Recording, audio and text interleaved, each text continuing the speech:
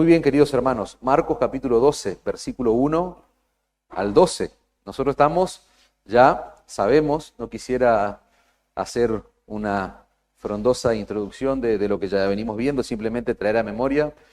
Quizás hay hermanos, amigos que se suman ahora en esta instancia para que todos estemos en sintonía. Sabemos que estamos en la última semana del ministerio terrenal de nuestro Señor Jesucristo. Está a días de suceder este acontecimiento para nosotros, lo que hemos creído, lo que nos hemos arrepentido y hemos puesto nuestra fe en esa obra maravillosa de la cruz del Calvario. Bueno, estamos a días de que eso ocurra. Vimos la llegada del Señor Jesucristo a Jerusalén después de un largo tiempo, en la semana de celebración de la fiesta de las Pascuas, una fecha muy especial para la nación de Israel. Vimos también que el Señor llega en uno de esos días al templo y expulsa a los mercaderes, aquellos que estaban comerciando allí en el templo, los acusa a los líderes religiosos de Israel, ¿no es cierto?, de la nación, los acusa de haber convertido nada más y nada menos que el templo de Dios, la casa de Dios, en una cueva de ladrones. Y podríamos decir que a partir de ese acontecimiento, a partir de ese escenario, comienzan una serie de confrontaciones hacia la persona de Cristo que van a intentar, en cierta manera, estos hombres, estos líderes religiosos, van a intentar ponerlo en trampas, en una trampa al Señor, para que a través de sus palabras el Señor pueda equivocarse, ¿no? Decíamos semana pasada, qué ingenuo pensar semejante cosa, pero estos hombres lo pensaron así, al punto de que ellos llegan a la conclusión de que para mantener su poder político, su poder religioso, la influencia que ellos tenían allí en la nación de Israel, ellos tenían un solo camino y ese camino era acabar con Cristo, erradicarlo de la tierra. Vimos la semana pasada un planteo que le hacen acerca de la autoridad de Cristo. El primer planteo, la primera confrontación, la primera trampa, en cierta manera, que le quieren poner al Señor, y quiero sí recordarle lo último que vimos, es un cuestionamiento acerca de su autoridad. Dice el Marcos 11:27, volvieron entonces a Jerusalén, andando él por el templo, vinieron a él los principales sacerdotes. Sabíamos que, leyendo el texto paralelo, vimos que el Señor está predicando, está enseñando la palabra de Dios, está predicando el mensaje de salvación allí en el templo. Decíamos que eso era algo increíble, porque fue, digamos, el templo de Jerusalén fue el púlpito que el Señor tuvo para proclamar el glorioso mensaje de salvación. Y en ese contexto dice que vienen los principales sacerdotes, los escribas, los ancianos. Dice el verso 28, ¿con qué autoridad haces estas cosas? ¿Y quién te dio autoridad para hacer estas cosas? Ellos, decíamos, están confrontándolo, están atacando en cierta manera al Señor. ¿Dónde está tu autoridad? ¿Dónde están tus credenciales para hacer cosas semejantes como echar a estos mercaderes del templo, para hacer cosas semejantes como, por ejemplo, confrontar nuestra autoridad? Nosotros fuimos los que autorizamos a estos hombres y vos venís como a desautorizarnos. ¿Con qué autoridad? Pero en vez de responder la pregunta, nosotros vimos que Jesús les hace una pregunta, de esas preguntas de las cuales no hay escapatoria, por decirlo de alguna manera. Los pone contra la espada y la pared. Jesús les respondió y les dijo, os haré yo también una pregunta, respóndanme y os diré con qué autoridad hago estas cosas. O sea, de la respuesta de estos hombres a su pregunta iba a depender la respuesta que el Señor les iba a dar. Dice, ¿el bautismo de Juan era del cielo o era de los hombres? Respóndanme. Jesús se lo está poniendo en una encrucijada terrible, al punto de que ellos discuten. Y se acuerdan que en ese escenario había allí fariseos, estaba el Sanedrín, que estaba compuesto por los fariseos, los sacerdotes y demás autoridades, que estaban separados ellos, no había unión entre ellos, pero sin embargo ahora están de acuerdo, se ponen de acuerdo para discutir acerca de la respuesta que le iban a dar al Señor, porque era una pregunta claramente difícil de responder. Si ellos aceptaban que Juan el Bautista era un profeta verdadero de Dios, enviado por Dios, ellos iban a estar en problema. ¿Por qué? Porque ellos rechazaron, ellos acabaron prácticamente con Juan el Bautista. Y dice el verso 32, si decimos que es de los hombres la autoridad de Juan el Bautista, pero temían al pueblo, pues todos tenían a Juan como un verdadero profeta. La mayoría del pueblo reconocía, vimos la semana pasada, a Juan como un profeta verdadero, como un profeta enviado de Dios. Y si ellos respondían que era un hombre común y corriente, ellos iban a ser acusados de blasfemo, eran ellos los que iban a perecer, por decirlo de alguna manera. Entonces deciden responder que no sabemos. Y lo vemos allí en el verso 33. Y no solamente es impactante la respuesta que estos hombres dan, porque ellos deciden ir por un camino de indiferencia, de cierta neutralidad, lo que impacta es que las palabras duras y trágicas, podríamos decir, que tiene el Señor Jesucristo. Yo tampoco os digo con qué autoridad hago estas cosas. Y decíamos que esas eran palabras de juicio para estos hombres. Y ese, hermanos, es el contexto en el cual nosotros ahora vamos, de hecho ya lo leímos, pero vamos a estudiar más en profundidad esta parábola que acabamos de leer en el tiempo de la adoración. Una parábola, para que todos estemos en sintonía, es una historia, podríamos decir, una historia con elementos conocidos por una audiencia en particular. Una parábola es una historia terrenal, pero que tiene un impacto espiritual. Esa es la idea del término. Eso es lo que representan este tipo de historias, que son comunes en la forma de hablar, en la forma de comunicarse de nuestro Señor Jesucristo. Como les decía, una parábola tiene elementos que son muy conocidos, que son familiares para las personas que están escuchando la historia, pero también de fondo hay una gran enseñanza en el plano espiritual. Y la enseñanza de esta parábola es tan, pero tan clara, es tan contundente para estos hombres, que podríamos decir que esta historia viene a fortalecer la determinación de estos líderes religiosos de matar a Jesús, de acabar literalmente con su vida. Una parábola es una historia simple por lo general, pero que tiene una enseñanza contundente. Y la pregunta es, ¿qué lugar tenemos nosotros al exponernos frente a un pasaje de esta naturaleza? Y Dios quiere, hermanos, es mi oración, es mi deseo, lo apliqué yo de esta forma a mi vida y yo ruego que ustedes también puedan hacer lo mismo, que podamos entender que de una u otra manera esto tiene que ver con vos, esto tiene que ver conmigo. No pienses al estudiar este pasaje que esto solamente involucra a líderes religiosos que vivieron hace más de 2000 años. No, sería un error pensar de esa forma. Esto tiene que ver con nosotros, nos involucra y las aplicaciones de este pasaje nos van a dar luz sobre eso. Así que yo quisiera que por parte vayamos viendo los primeros 5 versículos, que básicamente allí está plasmada la historia que se está contando y que claramente tiene que ver con nosotros y es para nosotros también. Comenzó Jesús a decirles por parábolas: un hombre plantó una viña, la cercó de vallado, cavó un lugar, edificó una torre y la arrendó a unos labradores y se fue lejos. Hasta ahí nomás. Este versículo, hermanos, podríamos decir que es una cita literal, por decirlo de alguna manera, de Isaías capítulo 5. En el capítulo 5 de Isaías, el profeta compara al pueblo de Israel con una viña sembrada de vides escogidas, dice el texto. Nosotros sabemos el impacto, nosotros sabemos el significado simbólico que tiene una viña para la nación de Israel. En la mente de los judíos, una planta de vid simbolizaba a su nación, simbolizaba a su pueblo. Y obviamente, en la parábola, si ustedes quieren tomar notas, si quieren ahí hacer algunas observaciones o referencias del caso, el dueño de la viña, ¿quién es? Es Dios el Padre. Esa es la enseñanza espiritual, celestial que hay detrás de esta historia. Es Dios el Padre que había plantado, que había cuidado, ¿a quién? Esa viña que es la nación de Israel. Y el plan de Dios el Padre al cuidar, al plantar una viña semejante, era precisamente dar a conocer su gloria entre las naciones, usando a esa viña, usando a esa preciosa nación que es el pueblo de Israel. Israel no existía para sí mismo, hermanos.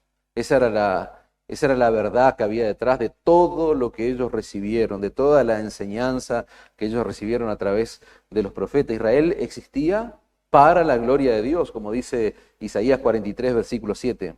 Dios coloca a esta nación en un lugar sumamente increíble, estratégico.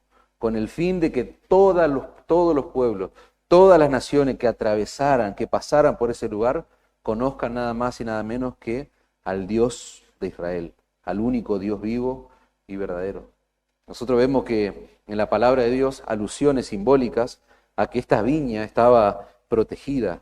Esta viña tenía todo lo que se requería para tener buenos frutos. De hecho, vos podés buscar, y esto es algo que, una tarea para casa quizás, podés buscar por qué la ubicación de la nación de Israel es estratégica.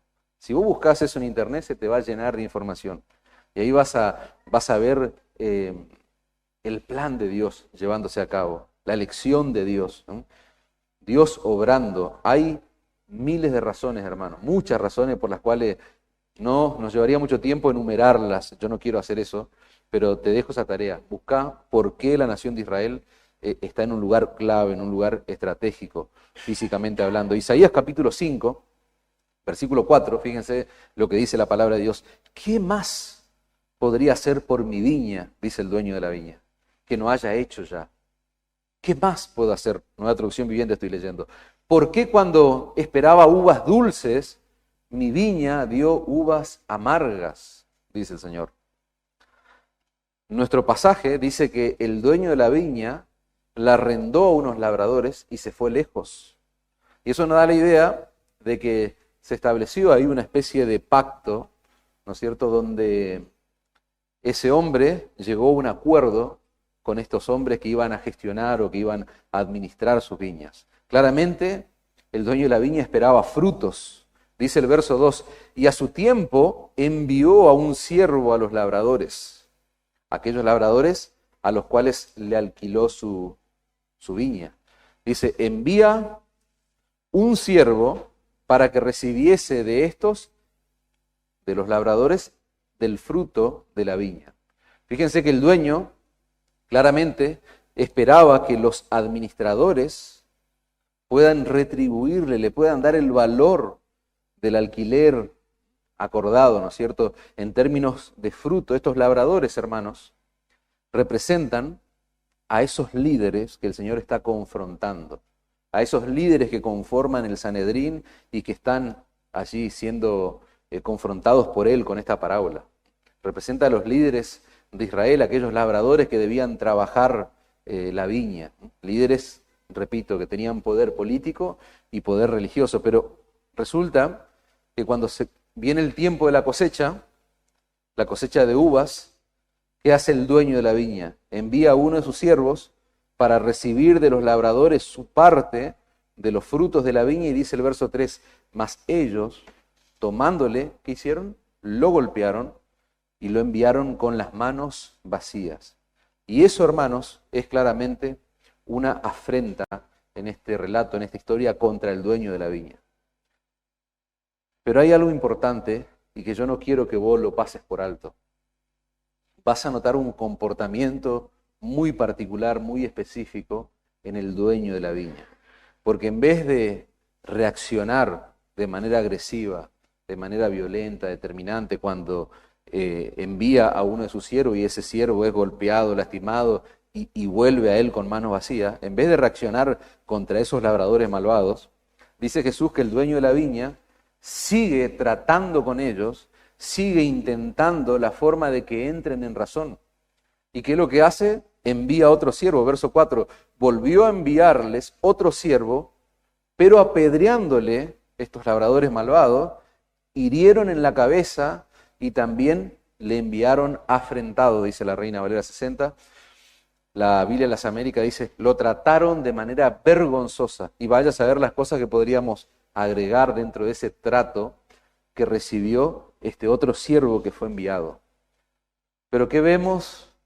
¿Cuál es la singularidad que vemos en la manera en que el dueño de la viña se está manejando? Otra vez vemos la paciencia del dueño de la viña, porque le envía a otro siervo, pero ya al final es más trágico, porque dice la Escritura que a este siervo lo mataron. No quiero que se vaya de sus mentes, hermanos, la palabra paciencia, porque eso es lo que estamos viendo de este hombre, del dueño de la viña. Dice el versículo 5, volvió a enviar a otros, y ahí está el final que tuvo. A este lo mataron. ¿Y qué hizo?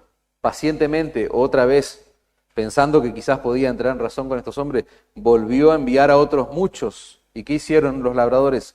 Golpeando a unos y matando a otros. Ese es el resultado que tuvo el enviar, ¿no es cierto?, siervos a estos hombres. Ahora, hasta acá la historia. Hagamos una pausa acá, hermanos. ¿Ustedes creen? Yo quiero llevarlos a pensar, siempre decimos que debiéramos meternos, ¿no?, en la historia, usar un poco nuestra imaginación.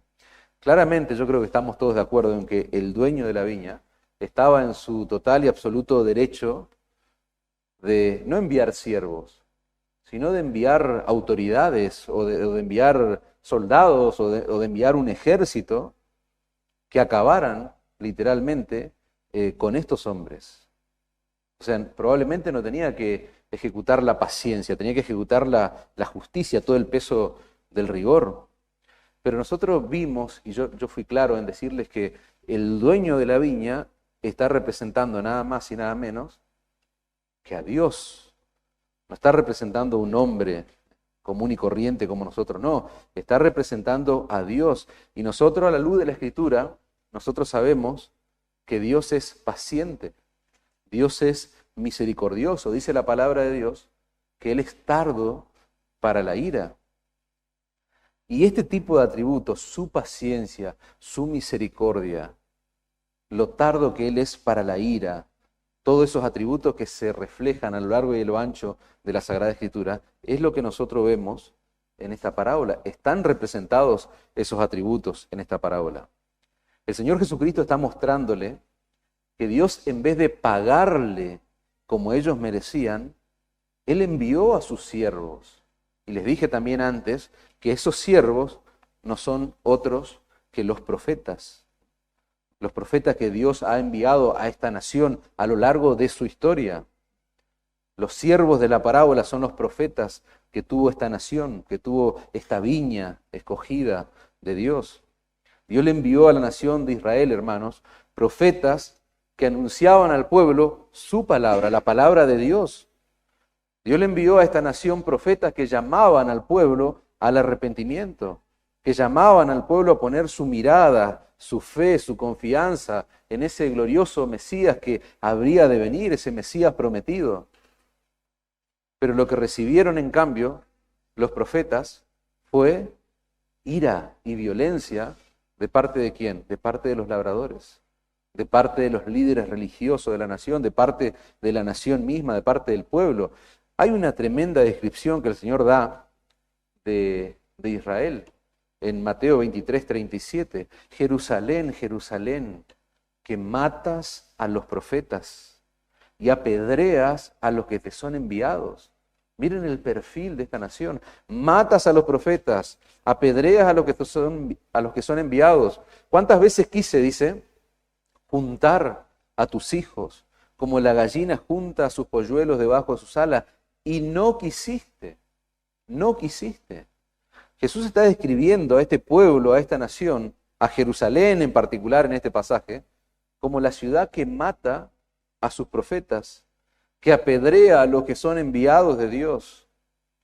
¿Y saben qué? Esto que se relata en Mateo 23, versículo 37, es lo que nosotros encontramos en el Antiguo Testamento una y otra vez, una y otra vez.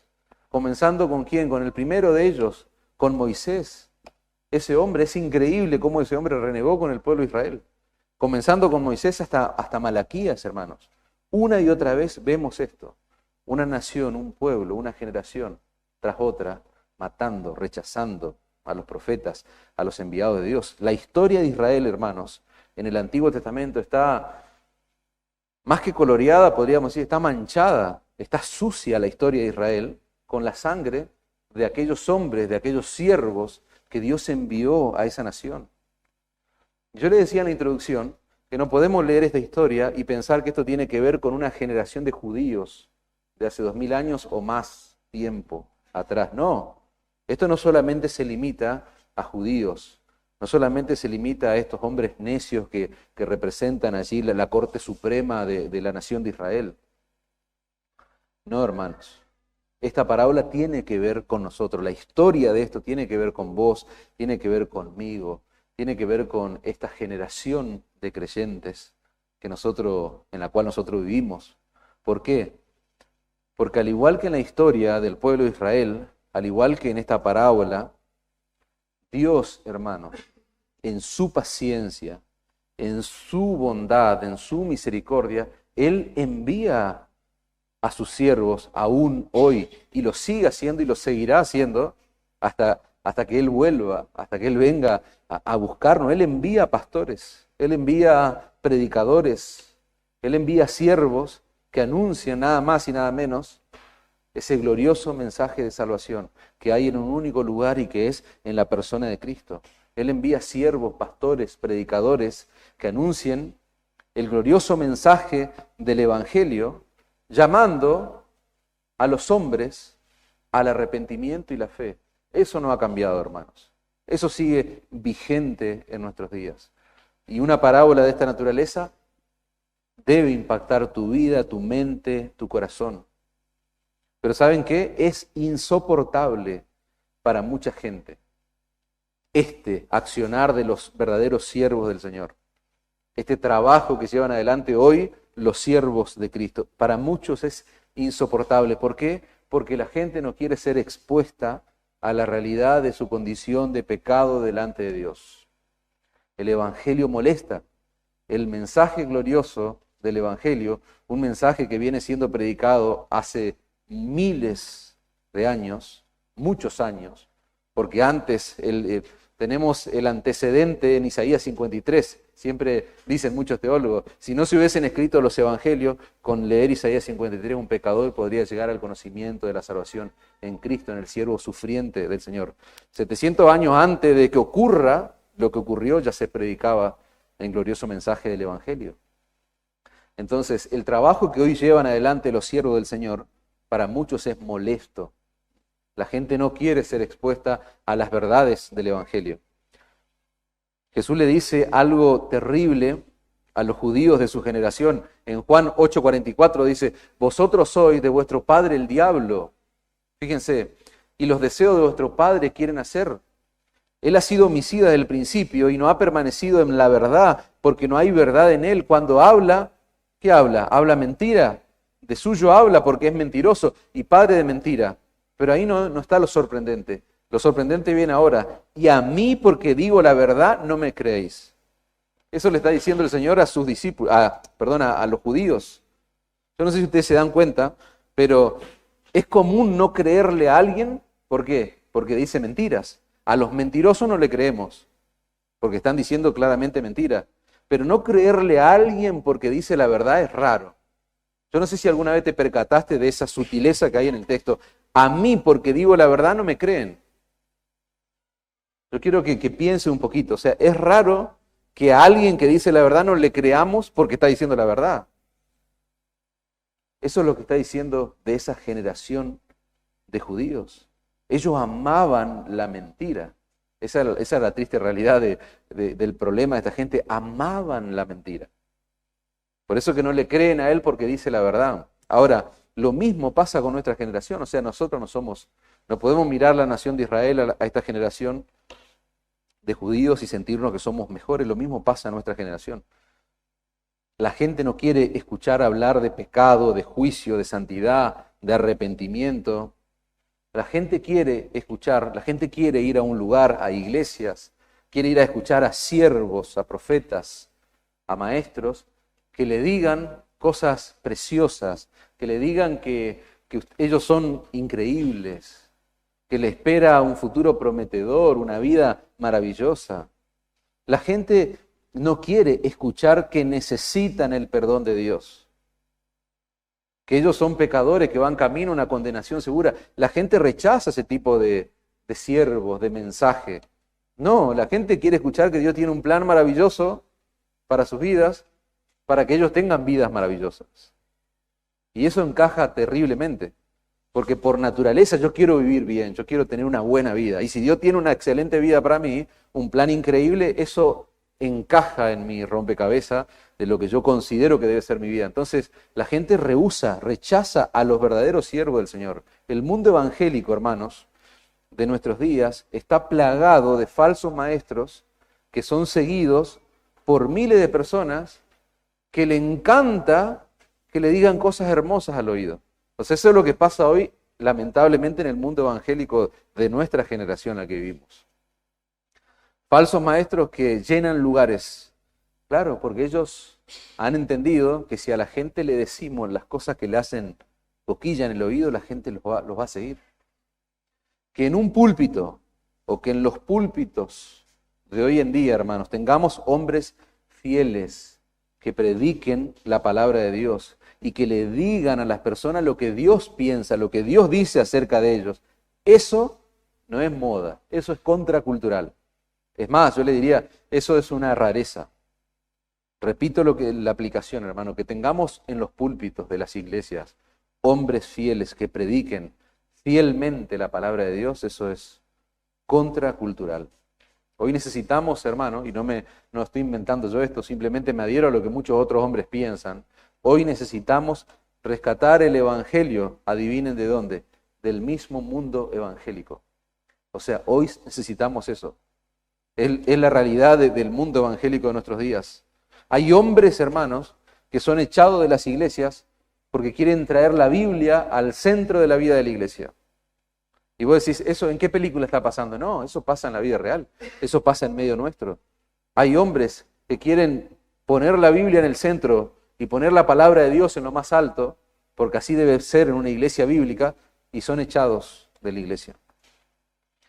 ¿Y por qué sucede eso, hermanos? Porque hay muchos evangélicos que no creen porque les dicen la verdad. Ustedes a mí no me creen porque les digo la verdad, dice el Señor Jesucristo.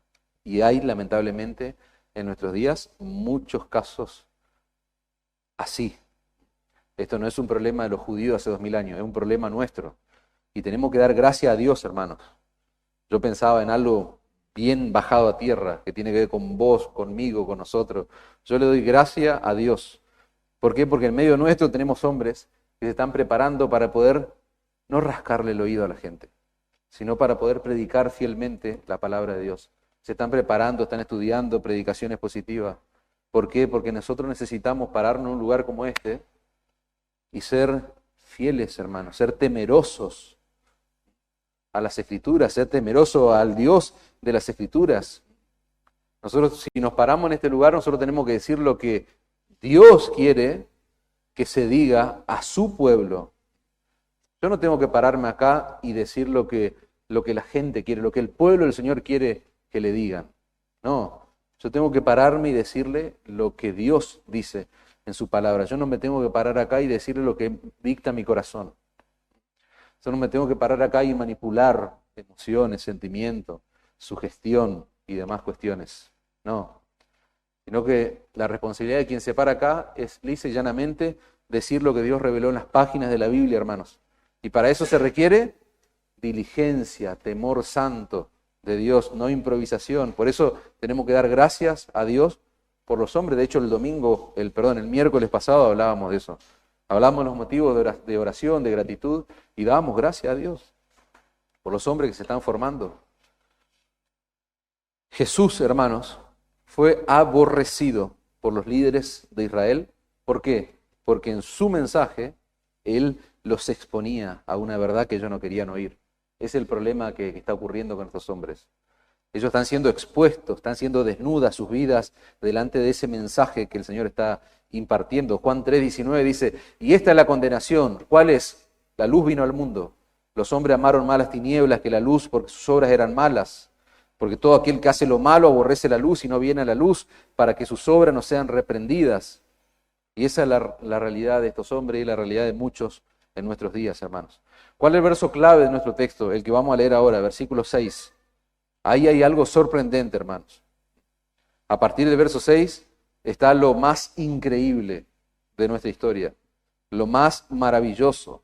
Ese es el verso, el punto de inflexión en nuestro pasaje. Por último, teniendo aún un hijo suyo, amado, lo envió también a ellos, diciendo, tendrán respeto a mi hijo. Fíjense el dueño de la viña. Yo les hablé de la paciencia de este hombre, de su misericordia, de su bondad, de no, increíble que no haya tomado la determinación de destruir a esos hombres que están allí. Pero este hombre pensó algo y dijo, bueno, a mi hijo ellos sí van a respetar. O sea, a mi hijo ellos van a escuchar. Él todavía sigue con la idea de hacer entrar en razón a estos hombres. Y no le envía a alguno de sus hijos, no, le envía el único hijo, el único, a su amado hijo, dice el texto. Finalmente, dice la Nueva Traducción Viviente, el dueño lo envió porque pensó, sin duda, dice, van a respetarán a mi hijo. O sea, hay un deseo, hay una conducta, digamos, muy activa de parte del dueño de la viña en darle una y otra oportunidad. Y ahora le envía lo más valioso que tienen. Pero hay un contraste, hay diferencias entre los siervos y el hijo. Porque básicamente los siervos fueron con el mismo propósito que vino el hijo. Y yo quiero que veamos rápidamente cuáles son esas diferencias o esos contrastes que hay. Los siervos eran uno, no. Primero envió uno, primero envió otro, pero después envió un montón. Eran muchos siervos. En cambio, hijo no hay muchos. Hijo hay uno solo.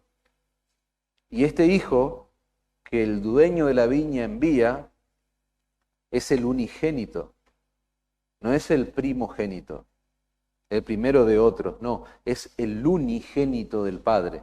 Y hay una palabra griega que se usa ahí que es muy interesante, que se traduce como unigénito y que significa único y especial. O sea, esa palabra unigénito nos habla a nosotros de un vínculo único, un vínculo especial en la relación padre-hijo. O sea, cuando digo único, que no existe otro tipo de vínculo como el que está simbolizando la Escritura. Esa palabra unigénito significa único y especial, único en su clase. Esa palabra está identificando, hermanos, de manera especial, de manera única, de manera perfecta, ¿a quién? A nuestro Señor Jesucristo. Él es el Hijo. No hay nadie como Él. Dice un credo niceno, el credo niceno, dice, Él es Dios de Dios, luz de luz, Dios verdadero de Dios verdadero. Por eso yo decía, el título de este sermón tiene que ser, no hay nadie como Jesús. O sea, no hay nadie como Jesús, eso es lo que el Señor está plasmándole en la mente de estos hombres necios, no hay nadie como Él es el único Hijo de Dios. Los siervos eran muchos en la historia, Él era uno solo. Los siervos eran los empleados del dueño. El Hijo, dice la historia, que es el heredero de la viña. Los siervos fueron los predecesores, vinieron de a uno en el tiempo. Fueron los predecesores del Hijo. Pero el texto dice que por último, teniendo aún un hijo suyo amado, y esto me recuerda a la transfiguración, me recuerda al bautismo de Cristo, ¿no? Este es mi hijo amado en quien yo tengo complacencia. Los siervos fueron los predecesores, pero el hijo fue el último, el único hijo y fue el último en ser enviado. ¿Por qué? ¿Por qué ese énfasis puesto en por último? Porque Jesús, hermanos, es la revelación final de Dios. Nosotros decíamos, nos asombrábamos que la palabra de Dios encarnada esté proclamándose a sí misma en el templo cuando estos necios hombres van a confrontarlo. Claro, porque Él es la revelación final de Dios. Él es la palabra encarnada, Él es el verbo hecho carne, es la verdad de Dios encarnada. Yo soy la verdad, dice el Señor en otra ocasión. Entonces este pasaje te recuerda a vos, me recuerda a mí, que no hay nadie como Jesús. No hay otro como Jesús. Eso es lo que está diciendo el Señor de sí mismo. Jesús le está diciendo a estos líderes, yo soy único y especial. Yo soy el Hijo amado del Padre. Yo soy el Hijo del hombre. Yo soy el Hijo de Dios al mismo tiempo. Completamente Dios, completamente hombre. Claro, el Padre envía por último al Hijo porque dice, a mi Hijo respetarán. Y miren el respeto que le dieron estos hombres Estos labradores, verso 7, mas aquellos labradores dijeron entre sí, este es el heredero, vamos a matarle, venid, matémosle y la heredad será nuestra. Y tomándole, le mataron y lo echaron fuera de la viña. Muchos autores dicen que eso hace referencia a ese lugar donde el Señor fue crucificado, ¿no? Fuera de los límites allí de Jerusalén.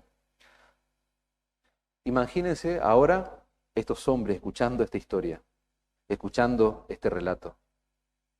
Ellos saben, en su corazón probablemente, que ahora están entendiendo quizás de lo que está tratando la parábola.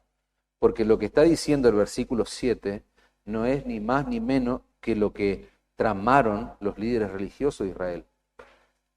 Yo no sé si está claro en ellos o les va a quedar más claro más adelante en la historia, pero los labradores dijeron, este es el heredero, venid, matémosle y la heredad será nuestra. Es lo que ellos tramaron y que está registrado en Juan 11:47, por ejemplo. Dice, los principales sacerdotes y los fariseos convocaron al concilio supremo. Ese sería el Sanedrín. Estoy leyendo Nueva Traducción Viviente. ¿Qué vamos a hacer con este hombre? Se preguntaron unos a otros. Sin duda, este hombre realiza muchas señales milagrosas. Si lo dejamos seguir así, dentro de poco, todos van a creer en él. Entonces el ejército romano vendrá y destruirá tanto nuestro templo como nuestra nación. Repito, dice, fíjense la preocupación de estos hombres. Si lo dejan seguir a Cristo así, dentro de poco todos van a creer en él. ¿Y qué va a pasar con el ejército romano? Va a ir a destruir el templo y la nación de Israel. Verso 49, Caifás, quien era el sumo sacerdote en aquel tiempo, dijo, no saben de lo que están hablando. O sea, dejen de decir pavadas con esto de que tal vez él pueda seguir, continuar. No saben lo que están hablando. Verso 50, ¿no se dan cuenta de que es mejor para ustedes que muera un solo hombre por el pueblo y que la nación entera sea destruida? Ese fue el razonamiento de este sacerdote. Lo que Caifás está diciendo, hermanos, en otras palabras, es matemos al heredero y la heredad será nuestra. Matemos al heredero para que nuestra viña, nuestra nación, nuestro templo no sea destruido. Los labradores estaban trabajando en una viña que no era suya, hermanos. Dice la historia que era alquilada, pero en vez de darle al dueño la parte de los frutos que le correspondía, eso es lo que dice nuestra historia, ¿ellos qué deciden? Deciden acabar con el hijo, con el heredero. ¿Para qué? Para que la viña, la heredad quede para ellos.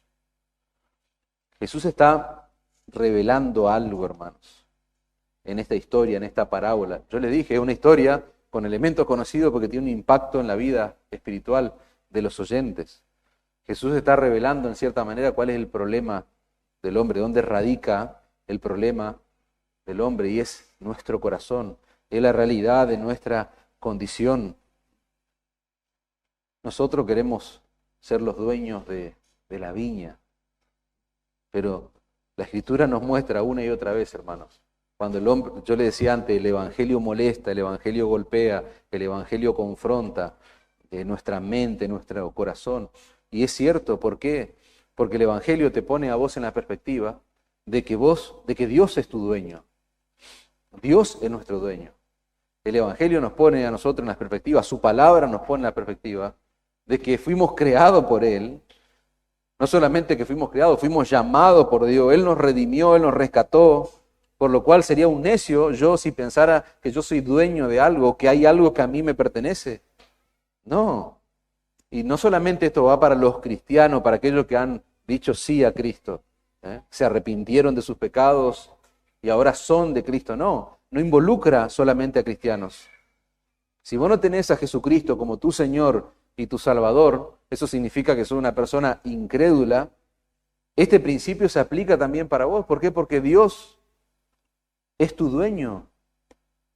Aunque a vos te parezca increíble, Dios es tu dueño. Él te creó. Dice la Escritura que Él te mantiene con vida.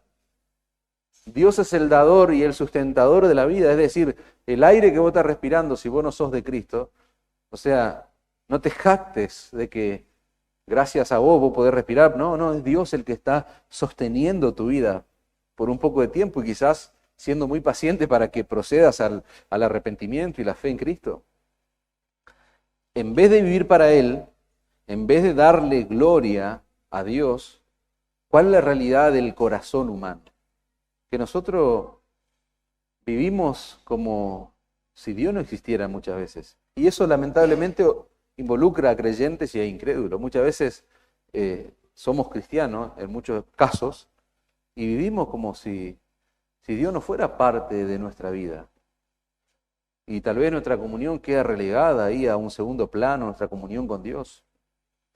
Nosotros, lamentablemente, porque aún conservamos la naturaleza caída, nosotros pensamos, hermanos, que somos personas autónomas, que somos personas libres, emancipadas de Dios, personas autosuficientes. O sea, a veces caemos en la necesidad de que pensamos que podemos valernos por nosotros mismos, que nosotros merecemos vivir para nosotros mismos. ¿Te das cuenta? De fondo, de raíz, el problema está en el corazón del hombre. Pensamos que nuestra vida nos pertenece. Y podríamos usar la palabra ahí, la analogía, ¿no? Pensamos que la viña es nuestra. No, hermanos. Ese es el problema. Pero no caigamos en eso. Hay muchas personas que no quieren el fruto de nuestra vida, de su vida para Dios, para la gloria de Dios. Lo queremos para nosotros mismos, el fruto de nuestra vida o el fruto de nuestra viña. Vivir para nuestra propia gloria, eso es lo que caracteriza a muchas personas, haciendo nuestra propia voluntad. Estos hombres de la parábola, hermanos, creían que matando al heredero, ellos se iban a poder adueñar de la heredad. Matemos al heredero y la heredad será nuestra. ¿Saben qué grito es ese? Si pudieran ponerle un énfasis, matemos al heredero y la heredad será nuestra. Ese es el grito de la incredulidad. Ese es el grito del incrédulo, que lo que quiere es sacar a Dios del lugar donde Él debe estar. Ese es el grito de la incredulidad que quiere sacar a Dios de su trono. Esa expresión, matemos al heredero y la heredad será nuestra, es el significado del pecado. ¿Qué es pecado? Transgresión, decimos siempre, en cuanto a la ley de Dios, y lo hemos aprendido y lo recordamos siempre. El pecado también es, hermanos, un intento de asesinar a Dios. Es un intento de erradicarlo del universo. Matémoslo al heredero. Así la herencia es nuestra. Esa es la realidad del hombre sin Cristo, hermano. Quiere para sí mismo la gloria y el honor que solamente le corresponde a Dios. Y estos hombres pensaron que asesinando a Cristo, ellos podían tener finalmente el control. Ellos podían tener su nación en paz, su templo. Ellos podían tener el control de sus destinos terrenales y eternos. Ese fue el razonamiento de los labradores de la parábola, hermanos. Fíjense el verso 9. Acá ya comenzamos lo que podríamos definir como la explicación, pero más que explicación, la aplicación que Jesús está haciendo de esta parábola. ¿Qué pues hará el Señor de la viña? Vendrá y destruirá a los labradores y dará su viña a otros. No parece estar claro ese pasaje, ese versículo.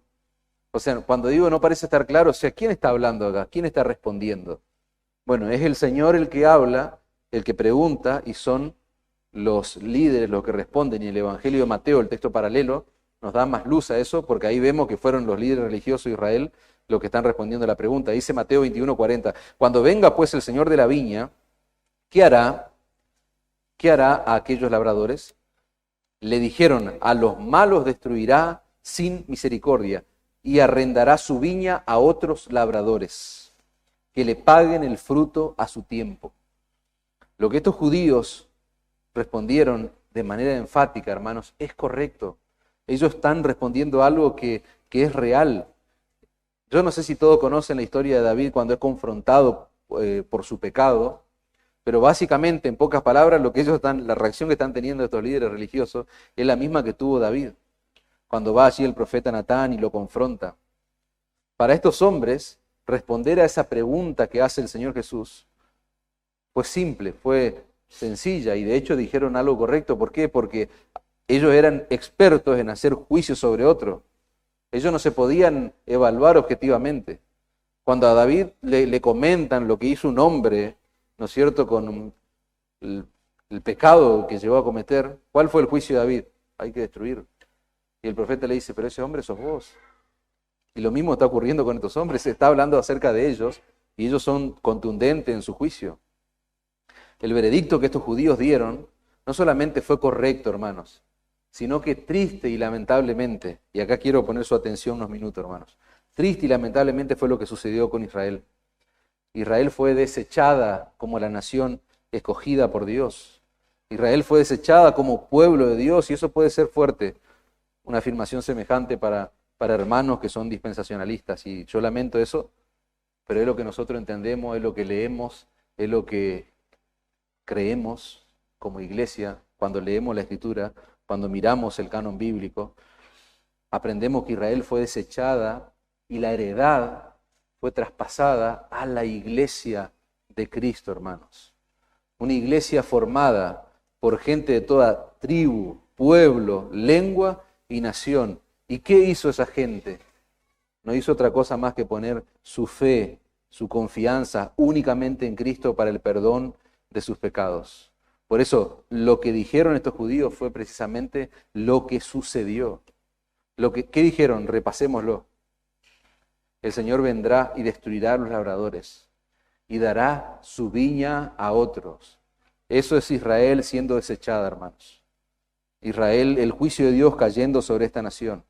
Y la heredad, la viña, siendo traspasada a otro pueblo, a otra nación, a la iglesia de Cristo. El Señor les quitó la viña a estos labradores malvados y se lo dio a otro. ¿A quiénes? A vos, a mí, a los que hemos creído en Jesucristo como nuestro Señor y Salvador. Esa conspiración que leímos en Juan capítulo 11, versículo 47 al 50, ¿qué vamos a hacer? ¿Vamos a dejar que crezca la fe en este hombre? Y ahí la palabra de Caifás. Esa conspiración que nosotros acabamos de leer no solamente terminó destruyéndolos a ellos mismos, porque finalmente fueron destruidos, hermanos. Esa conspiración fue el medio, fue el instrumento que Dios usó, adivinen para qué, para exaltar nada más y nada menos que a Cristo, nuestro Señor y Salvador.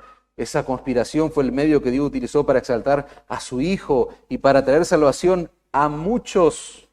¿Y saben qué? Entre esos muchos estamos nosotros, estás vos, estoy yo. Porque eso fue profetizado en el Antiguo Testamento, hermanos. Eso fue profetizado en la Escritura. Y ahora Jesús dice en el verso 10 de nuestro pasaje, ¿ni aún esta Escritura habéis leído? La piedra que desecharon los edificadores ha venido a ser cabeza del ángulo. El Señor ha hecho esto y es cosa maravillosa a nuestros ojos. ¿Saben lo que está haciendo Jesús, hermano? Está haciendo eco, está relatando, está yendo al Antiguo Testamento, al Salmo 118, versículo 22 y 23.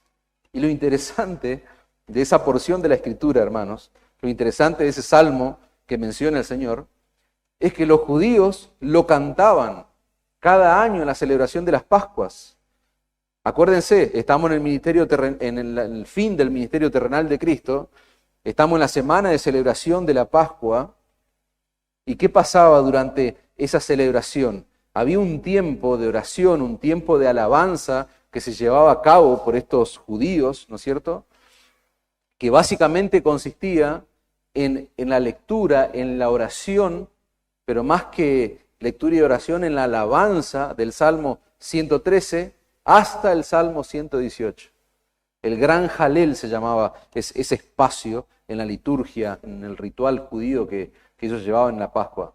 Entonces, ¿qué es lo que estoy diciendo con esto? Que ellos durante años y años y años cantaban, oraban, recitaban el Salmo 113 hasta el Salmo 118. ¿Y ellos por qué hacían eso? Porque sabían que ese tipo, esas porciones de la Escritura estaban apuntando a un lugar, estaban apuntando nada más y nada menos que al Mesías. Y Jesús ahora está frente a los líderes religiosos a quienes eran los doctores de teología, los eruditos de la nación, y él está haciendo una pregunta incisiva. ¿Ustedes no leyeron el Salmo 118? ¿No se acuerdan lo que dice? ¿No conocen lo que dice la Escritura? Un salmo que por año lo leyeron, por años y años. La piedra angular, hermanos, para que todos estemos en el contexto, era una piedra que se colocaba en el cimiento de una edificación, en el punto de unión entre dos paredes. Se podría decir que era la piedra más importante, porque de esa piedra dependía la estabilidad el equilibrio de lo que sea que se esté construyendo, de esa pieza, de ese edificio, de esa casa. Si la piedra angular estaba dañada, eso significaba que el edificio iba a estar mal. Era una piedra que se debía medir, que se debía controlar, que se debía chequear muy cuidadosamente. Y el Señor le está diciendo a estos hombres que los constructores de Israel tomaron una piedra, la examinaron, dijeron, esta piedra no sirve, esta piedra es inútil, entonces la desechamos. Pero esa piedra, hermanos, dice la Escritura, que los constructores rechazaron, esa piedra que la nación de Israel rechazó, fue la piedra escogida por Dios para colocarla en el edificio que Dios está construyendo como una piedra angular. Lo que estos hombres rechazaron, lo que esta nación rechazó como inútil, como inservible, es la piedra escogida por Dios para la construcción de un nuevo templo, para la construcción de la iglesia del Dios viviente. Dice Pablo ahí a Timoteo, columna y baluarte de la verdad. Y adivinen quién es esa piedra. Nuestro glorioso Señor y Salvador Jesucristo. Es increíble, hermanos, que estos hombres, esta generación, por años y años, ellos cantaban estas palabras, pero no la entendían. Ellos cantaban esta porción de la Escritura, pero no la entendían. Ellos hacían celebraciones, pero no entendían. Estos hombres no podían entender las Escrituras y ellos eran expertos en las Escrituras. Ellos eran los eruditos de la nación. La vida espiritual de un pueblo dependía, en cierta manera, de estos hombres. Ellos no podían entender la Escritura, hermanos, porque no soportaban a aquel que es el eje central de toda la Escritura. Ellos no soportaban a Jesús. ¿Y saben qué? Toda la Escritura, todo nos apunta a un solo lugar, nos lleva a una sola persona, que es Cristo Jesús. Ellos no soportaban a Cristo. Y Cristo era la clave para que ellos puedan entender, para que ellos puedan interpretar la Escritura. ¿Ustedes se acuerdan cuando el Señor llega ese domingo de Ramos? Dice que la gente lo ovacionó.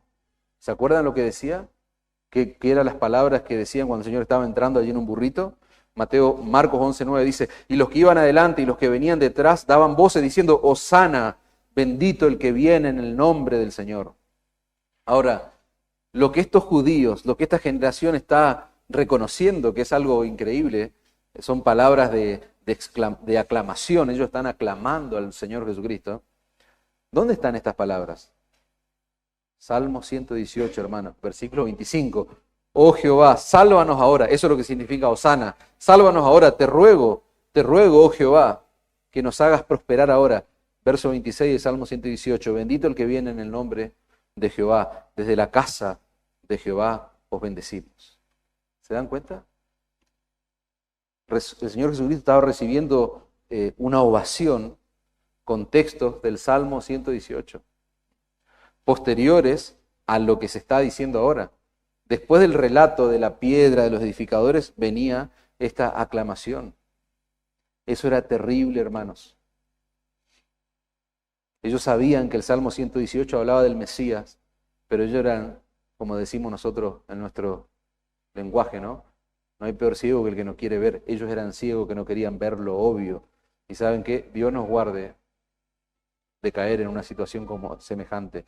Nosotros, vos como creyente, como persona, como iglesia, de llenar nuestros labios de la Escritura, pero que no tengamos ni idea de lo que estamos diciendo.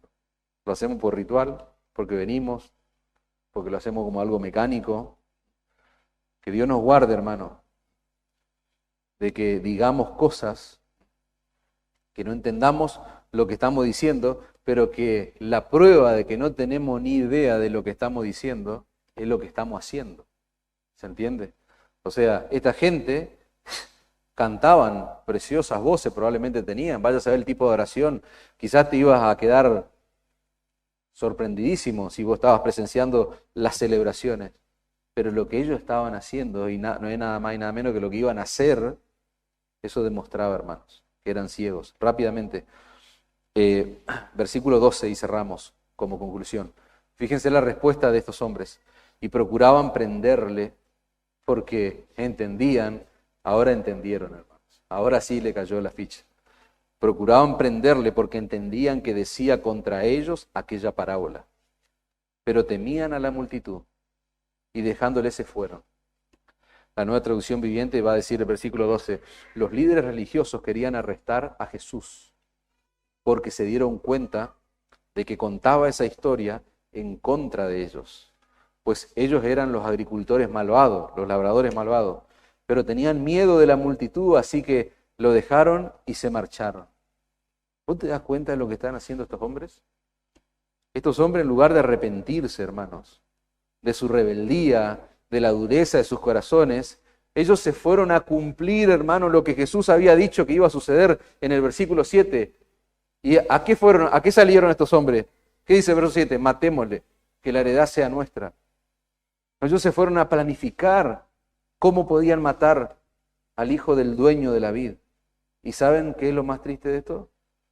Pero lo más glorioso a la vez es que lo cumplieron, hermanos. Lo cumplieron.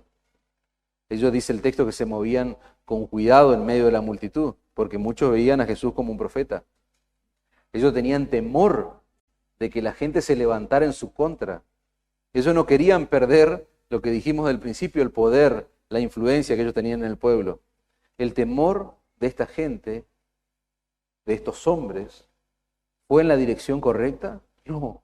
Dice el texto que ellos tuvieron temor. En vez de temerle a Dios, en vez de temerle al dueño de la viña, ellos le temían a las personas.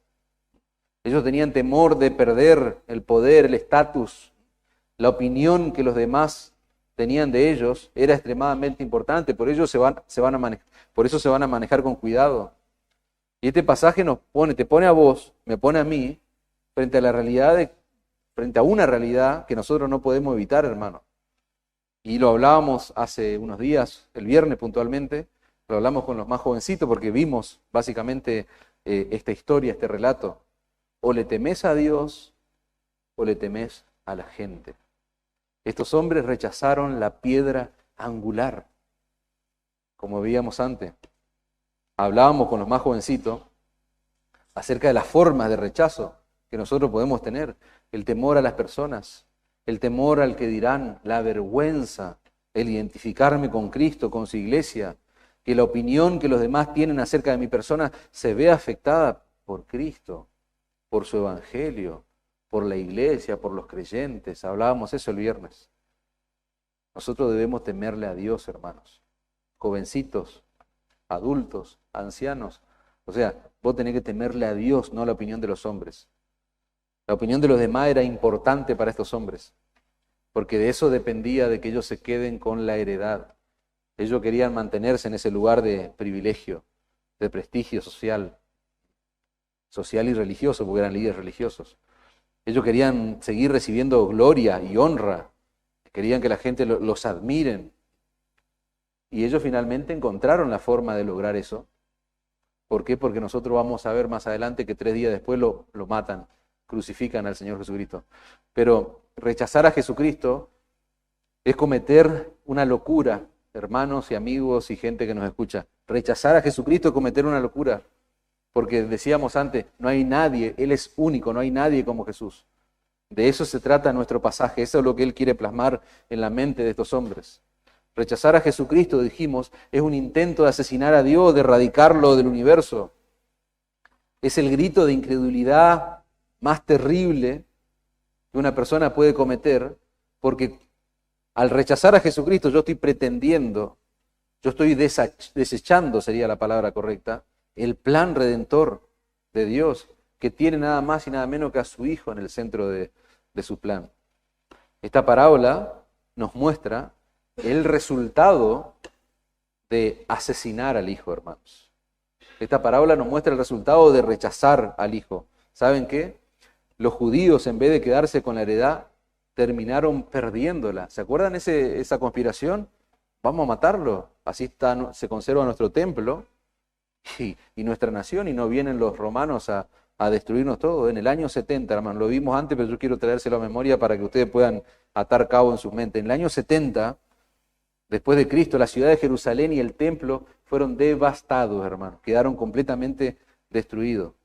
La historia cuenta que no quedó piedra sobre piedra, todo fue arrasado.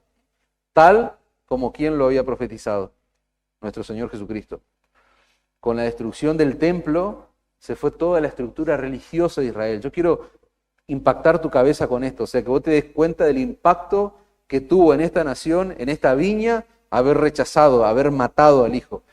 Desde hace 2000 años, hermano, Israel no tiene sacerdotes. Se terminó toda la escala, el esquema sacerdotal. Desde hace 2000 años Israel no tiene templo, hermanos. En Israel nadie puede hacer lo que ocurría antes, que era trazar un árbol genealógico. No, nadie puede trazar su linaje, nadie puede decir, yo vengo de los levitas, yo vengo de la descendencia de David, de Aarón, No, nadie. Todo el sistema religioso de Israel fue destruido, hermano, en el año 70 hasta el día de hoy. No pudieron quedarse con la viña, no pudieron quedarse con la heredad. Y no pudieron acabar con Cristo, hermanos. Eso es lo increíble, lo maravilloso. No pudieron acabar con el Señor Jesucristo. Lo mataron en los 3 días después. Pero el Señor resucitó, hermanos.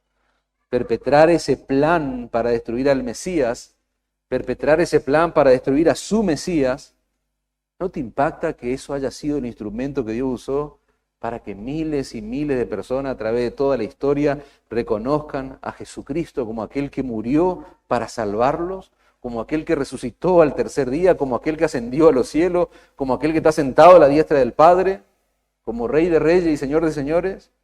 Decíamos la piedra de los arquitectos, hermanos, los constructores esto. Estos constructores desecharon una piedra, pero esa piedra vino a ser la piedra del ángulo. ¿De qué cosa? De un nuevo templo espiritual, formado por gente de toda tribu, lengua, pueblo y nación. Y lo más increíble de todo esto es que nosotros formamos parte de ese templo espiritual, de ese pueblo del Señor. Lo que tenía que hacer, hermanos, Israel como nación.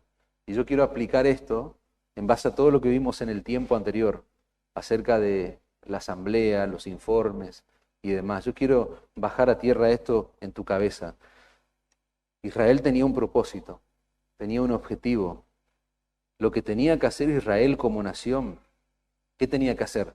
Ser de bendición para toda la familia de la tierra, dar un testimonio fiel en el mundo del único Dios vivo y verdadero. ¿Saben qué? Ahora Dios no está usando a Israel. Dios está usando su iglesia, hermanos. Dios está usando su iglesia. Dios está haciendo eso a través de su iglesia. Dice nuestro pasaje que el dueño de la viña le dio su viña a otros que iban a dar los frutos que él quería. ¿Te das cuenta? ¿Y quién es ese otro? Es su iglesia.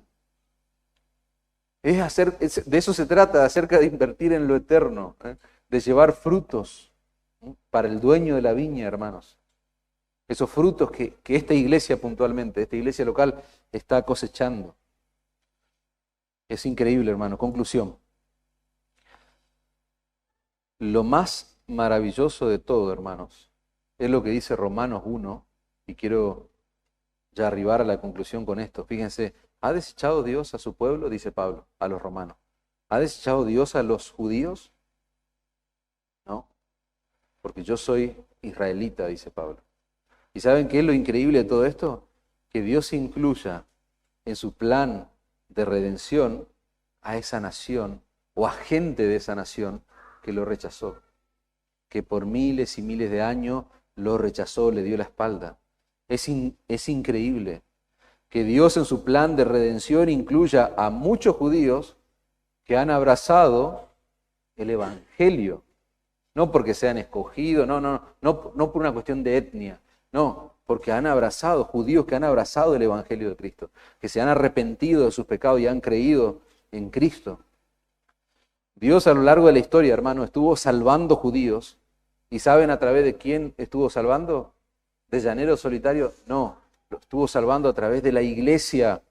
Lucas, quien escribe el libro de Hechos, el único libro histórico que tenemos, Hechos capítulo 6, habla del crecimiento de la iglesia en sus primeros años. Dice el versículo 7, y crecía la palabra del Señor, y el número de los discípulos se multiplicaba grandemente en Jerusalén.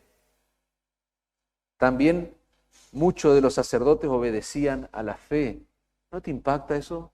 O sea, sacerdotes judíos obedecían a la fe de nuestro Señor Jesucristo. Estamos hablando todavía en la etapa previa a la destrucción del templo, o sea, todavía había sacerdotes judíos. Y la pregunta que nosotros podemos hacerle a este pasaje, porque el Señor asciende a los cielos, el Evangelio comienza a ser predicado allí en Jerusalén, la fe en Cristo empieza a llegar a esa escala jerárquica de liderazgo en la nación de Israel. Y la pregunta que nosotros podemos hacerle al texto es, ¿hay posibilidad de que alguno de esos sacerdotes que Lucas menciona, que llegaban a la fe, será que ellos eran algunos de los que estuvieron en el templo cuando Jesús dio la parábola de Marcos 12? Es una linda pregunta para hacerle al texto, ¿no? No va a haber alguien que te la responda. No existe autor o alguien, el que te diga, sí, está, no digo está mintiendo, pero está especulando. Pero podríamos pensar de que esos sacerdotes que Lucas menciona eran hombres que estuvieron allí, que fueron confrontados con esta parábola. ¿Por qué podemos pensar en eso? Porque había un hombre que se va a hablar en en Hechos 9. ¿Quién era? Saulo de Tarso. ¿Quién era Saulo? Un hombre, dice la Escritura, que respiraba amenazas contra los discípulos de Cristo. Y dice en Hechos capítulo 9, verso 1, que él terminó como convirtiéndose. Terminó convirtiéndose a Cristo, terminó siendo el evangelista, el misionero que más impacto trajo a la extensión del evangelio. La iglesia está dando los frutos que Dios quería, hermanos. Cuando la viña es entregada a otros, a su iglesia, la iglesia está dando los frutos que Dios quería. A pesar de la debilidad de esos nuevos labradores, a pesar de la flaqueza de esos nuevos labradores. ¿Y saben qué es lo más increíble? Lo más increíble es que vos y yo somos el fruto del trabajo que hizo y que hace la iglesia de Cristo, en su sentido amplio y universal. ¿Cómo? ¿No te sorprende eso? Que vos y yo somos el fruto de ese trabajo. 2000 años después, en una ciudad remota como esta, ¿qué estamos haciendo? Estamos proclamando el glorioso mensaje del Evangelio que trajo salvación a esos judíos, que trajo salvación a Pablo. El mismo Evangelio que comenzó a ser proclamado por la iglesia hace 2000 años, hoy está siendo proclamado en este lugar, hermano, en esta ciudad, en esta pequeña iglesia local. Eso es increíble. ¿No te asombra eso?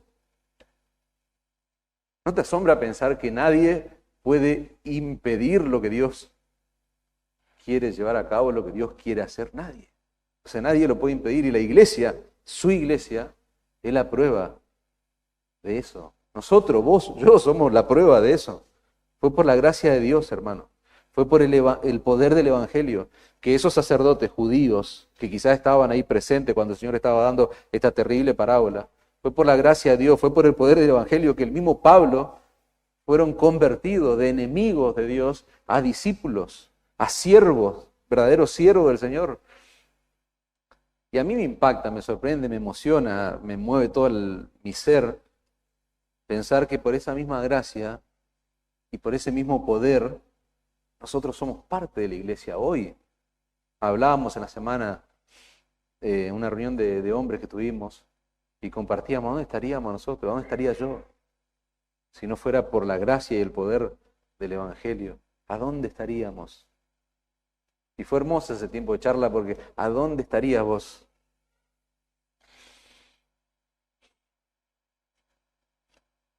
¿A dónde estaríamos, hermano?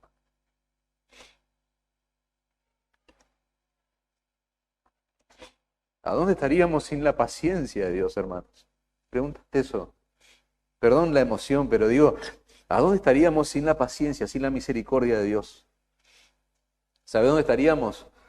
del lado de esos labradores malvados. De ese lado estaríamos perteneciendo a ese grupo, hermanos. Viviríamos para nuestra propia gloria, para nuestra propia voluntad. Pero gracias al Señor, hermanos, que Él abrió nuestros ojos. Él nos rescató de esa vana manera de vivir, como dice Pedro en su primera carta, no con cosas corruptibles como oro o plata, sino con la sangre preciosa de Cristo, como un cordero sin mancha, sin contaminación. Fuimos comprados a precio de sangre, hermanos. Dice la Escritura, para que los que vivan ya no vivan para sí, sino para aquel que murió y resucitó por ellos. Nosotros, vos y yo, somos labradores de esa viña. Nosotros somos ahora los labradores de la heredad de Dios, que debemos dar fruto para su gloria, hermano. Entonces, ¿qué tenemos que hacer? A ver, ¿qué nos vamos a ir a este lugar escuchando esta palabra? ¿Qué vamos a hacer? Predicar, hermanos. Proclamar el glorioso mensaje del Evangelio de Cristo. ¿Qué es lo que vos tenés que hacer? Tenés que compartir con otros las buenas nuevas de salvación en Cristo. ¿Por qué? Porque este Evangelio y esa gracia aún no han perdido su poder, porque se convirtió a tremendos, terribles hombres, te convirtió a vos, me convirtió a mí, y ese mensaje puede seguir transformando otras vidas. No hay un corazón, hermano, tan duro que no se pueda ablandar con el poder de la gracia de Dios, con el poder del Evangelio. Amén. Señor, gracias por tu palabra. Gracias, Señor, porque podemos ser confrontados a través de las Escrituras, Señor, y nos humillamos en tu presencia. Aún hay tanto por cambiar, por aprender, Señor. Ayúdanos a vivir conforme a la altura de las demandas, Señor. Gracias por ser Iglesia de Cristo, Señor. Gracias por habernos salvado. Señor, ayúdanos a vivir como tal. Que lo que nosotros cantamos, lo que nosotros decimos, que lo que nosotros proclamamos, Señor, sea lo que marque nuestra conducta, nuestros hechos, nuestros actos, tanto en lo personal como en lo corporativo, como iglesia local. Señor, gracias porque hoy, Señor, tú has hablado a nuestros corazones, como ocurre cada vez que tu palabra es abierta. Oramos en el nombre de Cristo Jesús. Amén.